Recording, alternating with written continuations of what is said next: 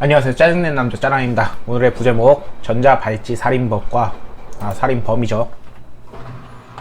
살인범과 20개월 영아 강간 살해범. 이게 연속 3일째인데 마지막으로 보고 아마 이거는 당분간 안 하지 않을까 생각합니다. 보여드리고 싶은 겁니다. 전자발찌 훼손 살인범 강용선, 다른 여성도 노린 정황이 드러났다. 9월 2일 날짜의 신문기사고요. 전자발찌를 훼손하고 여성 2명을 살해한 피의자 강윤성이 다른 여성을 상대로 범행을 저지르려 한 것으로 확인됐다. 서울 송파경찰서에서 따르면 조사 과정에서 강씨가 2명의 피해자 외에 다른 여성을 A씨를 대상으로 범행을 하려 했다는 정황이 드러났고, 조사를 통해 A씨에 대한 살인 예비 혐의를 적용할 수 있을지 추가로 검토할 예정. 해서 피의자 신문 결과 도망이 우려돼서 구속이 됐고, 그는 출석 당시 모자와 마스크로 어쨌든 가려치면서 더 많이 죽이지 못한 게 한이다라고 얘기했다. 더 많이 죽이지 못했다. 자신의 원수를 더 많이 죽이지 못했다라고 한다면은 그런가 보다 하겠지만은 이건 그런 게 아니라서 더 분통이 터집니다. 경찰은 강씨가 금전 문제 때문에 범행한 것으로 보고 있다. 경찰은 강씨로부터 두 번째 피해자가 빌린 돈 2천만 원을 갚으라고 요구해 다투다가 살해했다는 진술을 받았다.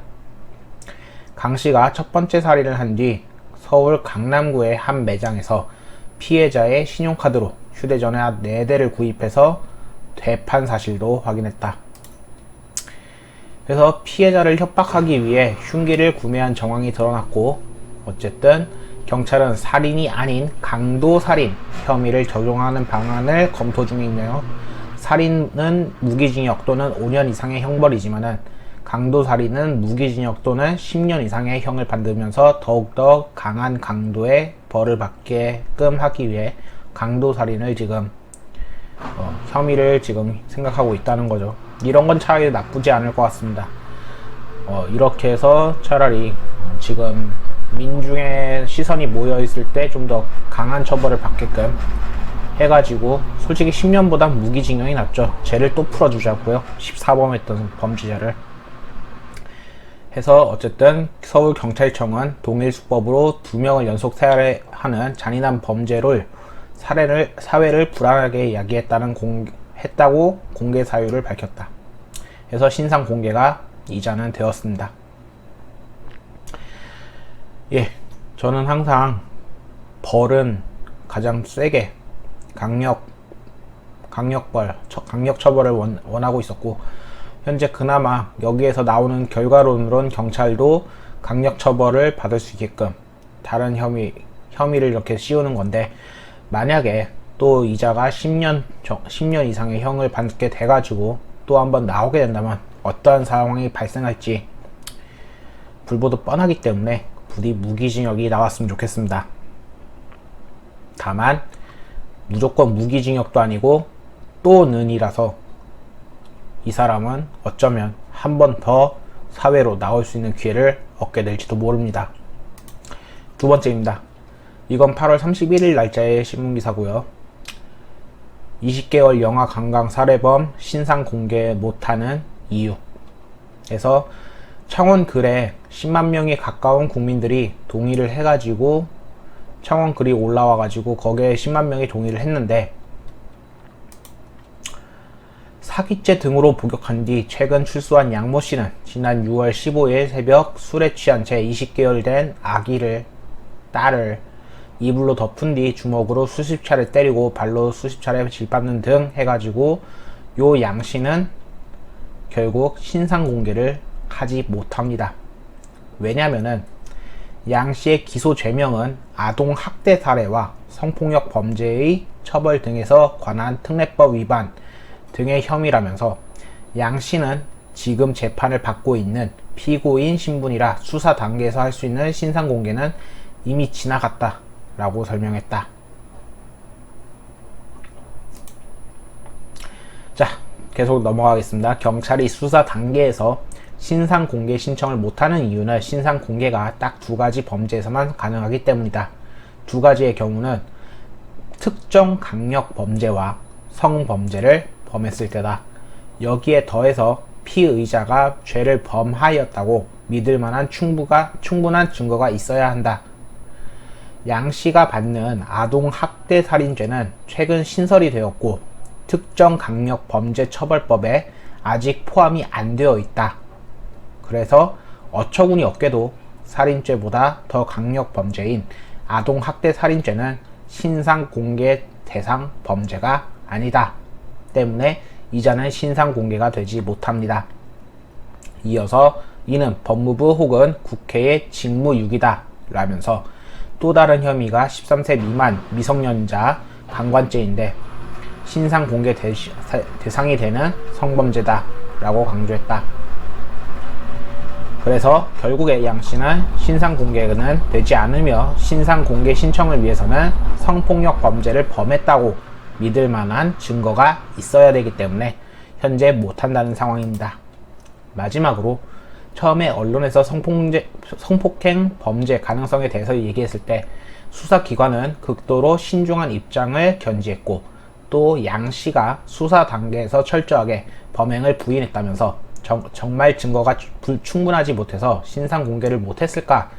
어린 아이 20개월 아이에 대한 부검 보고서에는 성폭력 여부가 분명하게 드러나 있었을 것인데 상상하기조차 싫지만 양 씨가 성폭력에 의해 입은 아이의 상처는 처참하도록 영악했을 것이다. 부검보다 정확한 물증은 어디에도 없을 건데 경찰은 이를 확실하게 찝지 않았겠죠.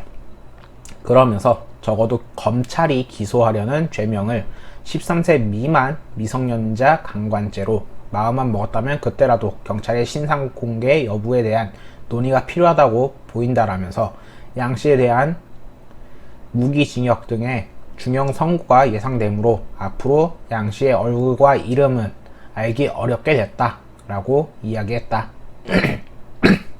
다만 무기징역이 아닌 10년 이상이라던가 그렇게 되면 또 나올 수가 있겠죠. 자, 마지막으로 놀라운 점은 유전자 DNA 결과 양 씨의 피해 아이의 친부가 아닌 것으로, 즉 양 아이죠. 친인 아이가 아닌. 그리고 범행 당시에는 친딸로 인지하고 있었다는 점이다.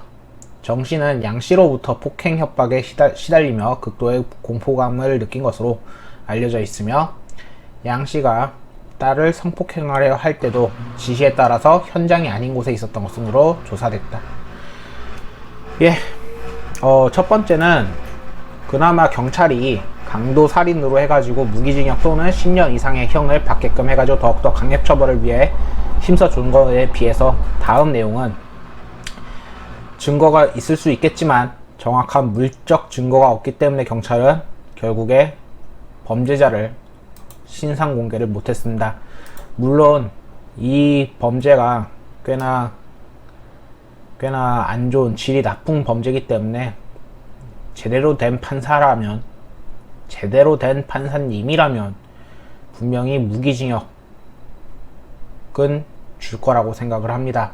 아마 무기징역을 변호사가 대답하거나 하면 판사분이 제대로 해먹지 못했다면 적어도 무기징역은 안 되고 10년 이상 혹은 무조건 5년 이상은 줘야 될 것 같은데, 그렇다 하더라도 언젠간 사회에 다시 한번 나올 거라고 생각합니다. 사회에 나온다.